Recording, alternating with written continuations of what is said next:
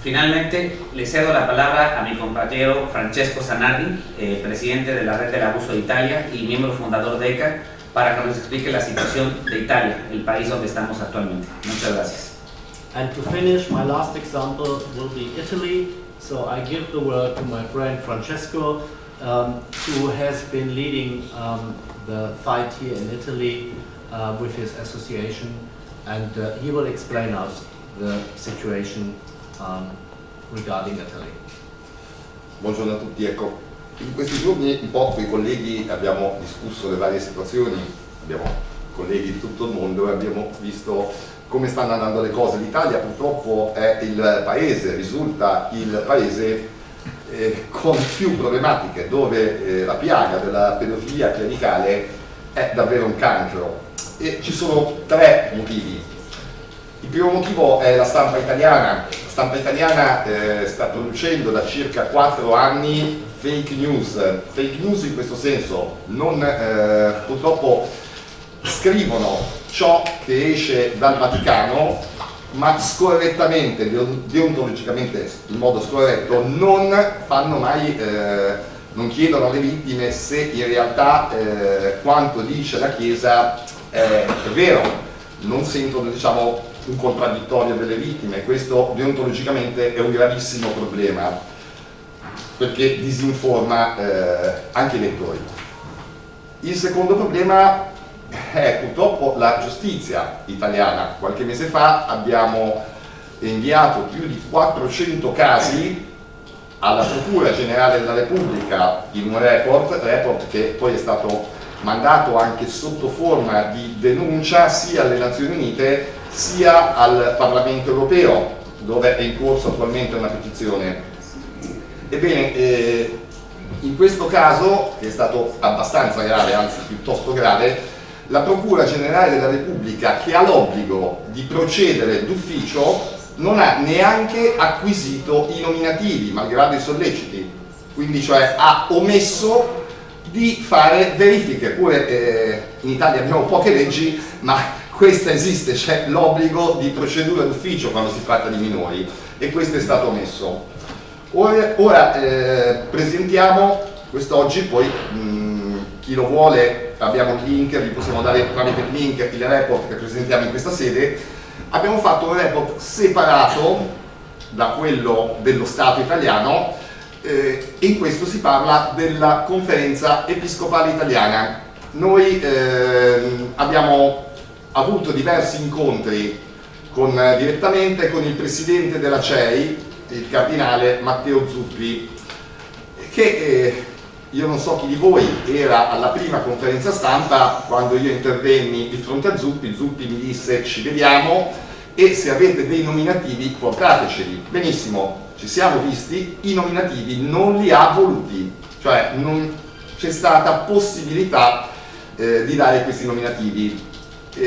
Parallelamente, io parlo di Zuppi perché in realtà è il capo dei vescovi italiani, è il presidente della Conferenza Episcopale. Purtroppo abbiamo decine di casi, e qualcheduno lo documentiamo nel report che poi vi posso dare, dove anche i vescovi fanno la stessa cosa, anzi addirittura dietro segnalazione tu fai la segnalazione al vescovo, come è successo a noi nel caso di Imperia del vescovo Suetta. Bene, lui ha risposto minacciando querela, cioè il vescovo, gli sportelli diocesani in Italia, se cerchi di dargli informazioni spesso e volentieri ti intimidiscono, minacciando querela. E questo succede, figuriamoci, la rete d'abuso non si spaventa di sicuro dietro la minaccia di querela del vescovo, anche perché non la farà. Purtroppo provate a mettervi un attimo nei panni di una vittima che va a denunciare in uno di questi sportelli diocesani e viene minacciato di querela.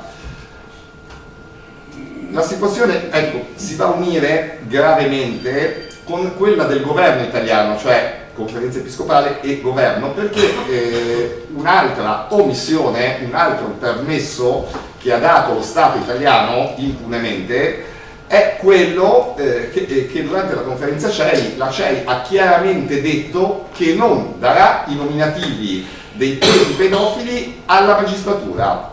Cioè in pratica la magistratura ha lasciato facoltà alla conferenza episcopale di insabbiare i casi, cioè di omettere le denunce, di omettere la giustizia alle vittime e via dicendo. In questo report noi abbiamo trattato il report, questo qua della CEI, dove un centinaio di casi erano più che sufficienti, invece ne abbiamo trattati ben 332, vi dico il perché in realtà sono molti di più, ma sono 332 casi che la rete Labuso ha seguito, raccolto e documentato nei 13 anni di lavoro in Italia. Quindi sono casi che ho seguito personalmente, casi di cui so le affermazioni che ho fatto. Negli altri casi spesso mancano, gli altri casi italiani che non abbiamo seguito, spesso manca la vittima, mancano dei riscontri e c'è solo quello che ha scritto la stampa, che purtroppo in Italia è totalmente inaffidabile.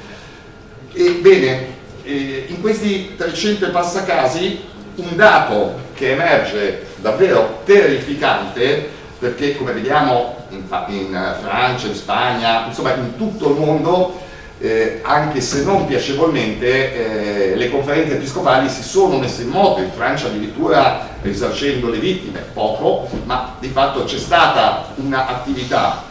In Italia invece la conferenza episcopale è totalmente omissiva e abbiamo riscontrato nel 100% dei casi esaminati che è stata omessa ovviamente la denuncia alle autorità civili. Nel 100% dei casi la Chiesa non ha mai reso giustizia neppure umana alla vittima. Nel 100% dei casi i sopravvissuti non hanno ottenuto neppure un soccorso, cioè cure mediche, psicologiche, come era stato promesso.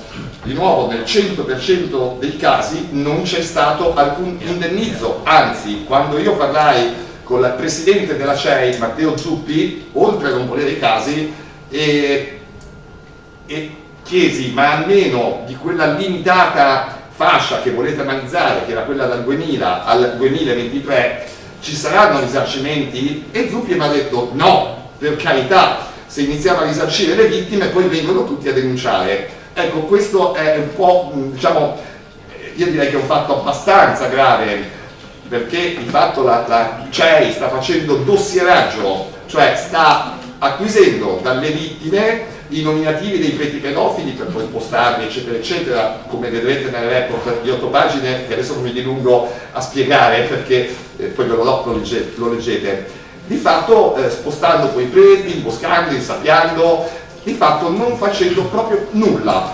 Ecco, lascio perché il tempo a disposizione mi fanno segno che è poco. Prego. Regarding the time, I would ask you to come to an end.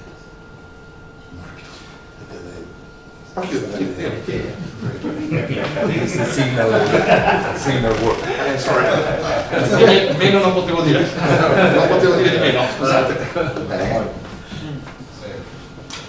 Nella fretta prima mi sono dimenticato di dire che questo report, perché appunto poi vi darò, domani sarà depositato come allegato alle Nazioni Unite. Domani saremo a Ginevra presso il Comitato per i diritti dell'infanzia, dove la Chiesa non ha aderito alla Convenzione ONU per i diritti dell'infanzia, ma lì abbiamo depositato già il report contro lo Stato italiano e questo allegato va ad aggravare quel report, cioè va a dimostrare per quello che è separato. In questo report non si parla di Stato, si parla solo della Chiesa, e questo deposito sono le prove in pratica che andranno a aggravare il favoreggiamento alla pedofilia del governo italiano e della magistratura italiana.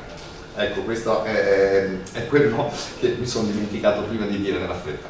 Thank you so much, Francesco, and he reminds me a very important issue. Tomorrow a delegation of ECHA is traveling to Geneva, and they will hand over to the Committee for the Rights of the Children a documentation, also including Italy, about child sexual abuse and the failure of acting of the Catholic Church. So we are not waiting for the Vatican to act. We are following the path of justice, using all the instruments, the civil law, the international law, the human rights laws give us to put pressure on the Vatican to act. Thank you so much for your attention and your patience.